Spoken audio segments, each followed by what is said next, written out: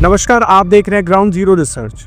आज मैं आपसे जिस विषय पर बात करने वाला हूं वो विषय शायद आप तक पहुंचा नहीं होगा, लेकिन वो विषय है बहुत महत्वपूर्ण। उत्तराखंड सरकार ने एक टेंडर निकाला जिस टेंडर में 3 कंपनियां पार्टिसिपेट करती हैं और टेंडर के क्लियरली नॉर्म्स थे कि जो भी कंपनियां इसके अंदर पार्टिसिपेट करेंगी वो साझेदारी में नहीं होनी चाहिए, एक ही आदमी की नहीं होनी चाहिए, नोन की भी नहीं होनी चाहिए, सभी अलग अलग होनी चाहिए।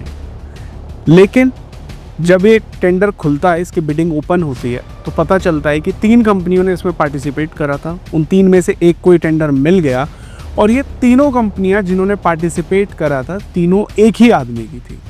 मैं बात कर रहा हूँ आपसे आचार्य बालकृष्ण की, जो योग गुरु बाबा रामदेव के सहयोगी हैं। अब जरा सोचिए, जब नॉर्म्स में क्लियरली लिखा हुआ था कि तीनों कंपनियां एक आदमी की नहीं होनी चाहिए, अलग अलग लोगों की होनी चाहिए, तो फिर हम इसे क्या समझे? नियमों के साथ खिलवाड़। इन्होंने पार्टिसिपेट करा, इनके पार्टिसिपेशन को एक्सेप्ट करा गया और टेंडर अलॉट भी करा गया, तो इसे सरकार की और बाबा रामदेव की और आचार्य बालकृष्ण की मिलीभगत समझे, या ये एक बहुत बड़ा करप्शन है जो एक उजागर हो गया और इसके पीछे और भी कई सारी चीज़ें होंगी जो उजागर नहीं हुई होंगी। तो इसका जिम्मेदार कौन है? अब बाबा रामदेव जो व्यक्ति हैं, ये बड़े दिलचस्प व्यक्ति हैं।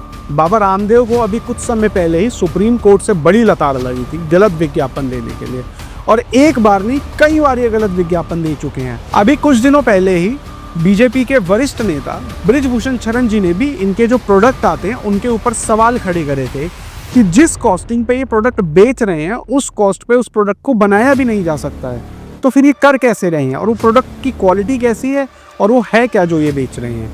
तो रामदेव जी पर समय समय पर काफ़ी सारे लोगों ने और संस्थानों ने सवाल खड़े करे हैं।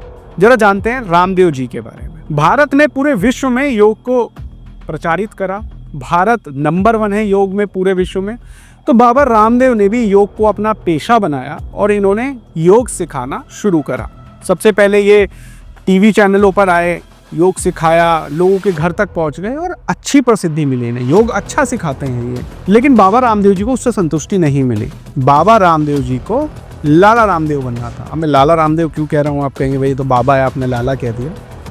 लाला मैं इसलिए कह रहा हूँ क्योंकि इन्हें व्यापारी बनना था।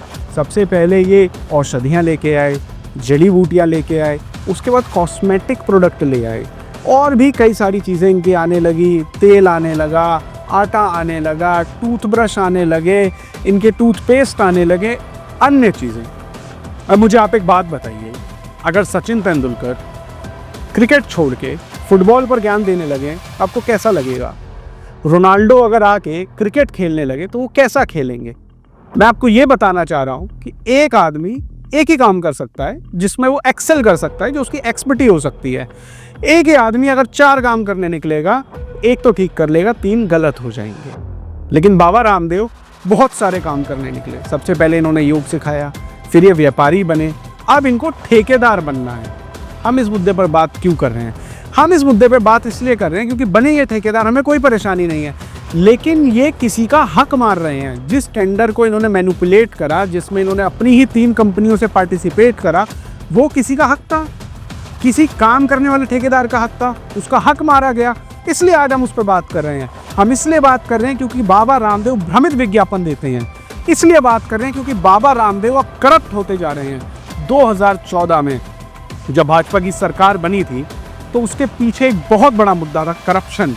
उस टाइम पे 2G स्पेक्ट्रम घोटाला, कोलगेट और भी कई सारे घोटाले थे जो उठे थे, जिसके अंदर बताया गया था कि अजीत पवार दोषी हैं, शुभेंदु अधिकारी दोषी हैं, हेमंत बिश्व शर्मा दोषी हैं। और ये मैंने नहीं कहा था, ये मोदी जी ने और बीजेपी के सभी नेताओं ने मंचों से कहा था कि ये सभी भ्रष्टाचारी हैं। आज ये सभी लोग कहाँ हैं? आज ये सभी लोग बीजेपी के अंदर है। इस पर कोई बात क्यों नहीं कर रहा है? भ्रष्टाचार हमारे देश का मुद्दा नहीं है क्या? नहीं है। वोटिंग उस पर नहीं हो रही है। आप भ्रष्टाचार के मुद्दे पर वोट नहीं कर रहे हैं। अगर कर रहे होते तो ये भ्रष्टाचारी नहीं जीतते, भाजपा नहीं जीतती, इनकी सरकारें जाती। क्योंकि जिस मुद्दे पर 2014 में वोट पड़े जो घोटाले थे उस वक्त के, वो तो सुप्रीम कोर्ट में ठहरे ही नहीं। आज वो घोटाले कहाँ हैं, जरा पढ़िए। राजा कहाँ पर हैं जिनके ऊपर 2G का घोटाले का बहुत बड़ा आरोप लगा था। CWG गेम्स के जो घोटाले की बात हुई थी, वो सब कहाँ हैं आज? उनके दोषी कहाँ हैं? उनको क्या सजा हुई? इन सब मुद्दों पर बात करनी पड़ेगी। इन सब मुद्दों पर हम बात करेंगे और आपको बताते रहेंगे। जुड़े रहिएगा ग्राउंड जीरो से ऐसी और भी वीडियोस के लिए। And don't forget to subscribe and like and share this video. धन्यवाद।